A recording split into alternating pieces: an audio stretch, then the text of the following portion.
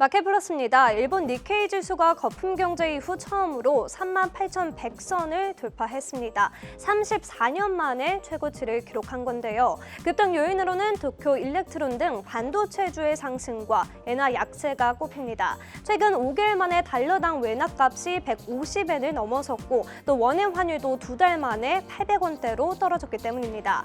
시장에서는 당분간 엔화 약세가 지속될 것으로 전망하고 일본 증시에 투자하는 투자자들이 대거 몰리고 있다고 해석하고 있습니다. 일본 증시 관계자와 이야기를 나눠봤는데 최근 반도체 섹터의 급등이 니케이 지수 상승을 이끌었다면서 대형 기업들의 실적 발표도 내일까지 마무리되는 만큼 상승 추이는 이번 주가 피크로 예상된다. 이런 입장을 전했습니다.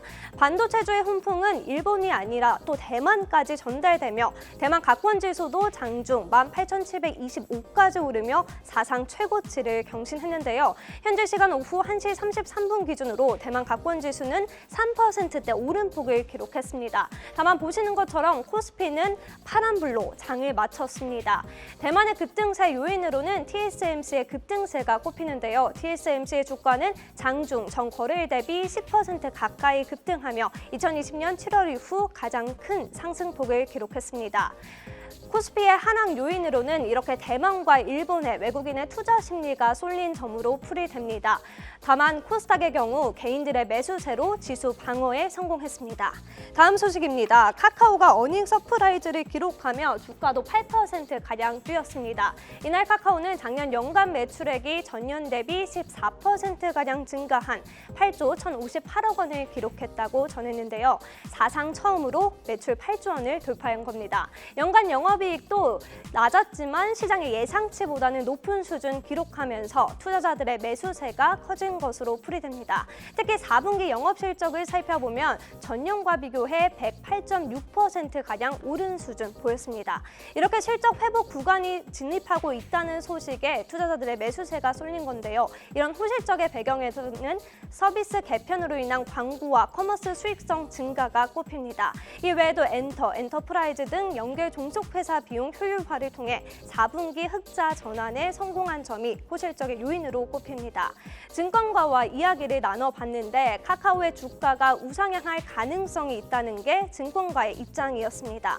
업계 관계자는 신임 경영진이 올해 긴축 기조를 유지하겠다고 전한 만큼 올해 영업이익도 기대해 볼 만하다며 이렇게 전했고요. 또 금리 인하 기대감, 경기 활성화 기대감이 큰 점이 향후 카카오 주가에 긍정적으로 작용할 것이라고 내다봤습니다.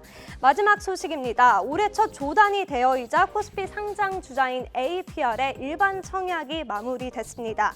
일반 청약 결과 APR은 1,112대 1의 경쟁률을 기록하고 14조 원의 뭉칫돈이 몰렸는데요. 상장 당일 따따블을 기록하게 되면 APR은 한 주당 75만 원의 수익을 거둘 수 있어 투자자들의 투심이 몰린 것으로 해석됩니다.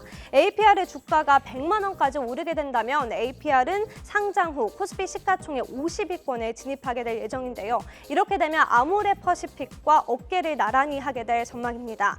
APR은 유재석 화장품, 또 김희선 뷰티기기 등으로 유명한 뷰티테크 기업인데요. 이외 널디, 포토그레이 등 2030 세대에게 주목받는 사업들을 영위하고 있습니다.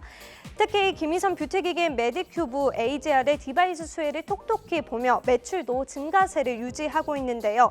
꾸준히 상승하며 3분기 APR의 영업이익은 698억 원으로 전년 대비 140%가량 오른 성적을 거뒀습니다. 앞서 APR은 기관 수요 예측에서도 흥행을 거두며 기관 수요 예측에서 공모가를 희망밴 듯 최상단을 초과한 25만 원에 확정한 바 있습니다. APR의 유통 가능 물량은 37%인데요. 상장 후 한 달에서 6개월 사이 오버행 물량이 28% 정도 풀린다는 점은 투자자들이 유의해야 될 유의사항입니다. 지금까지 마켓플러스였습니다.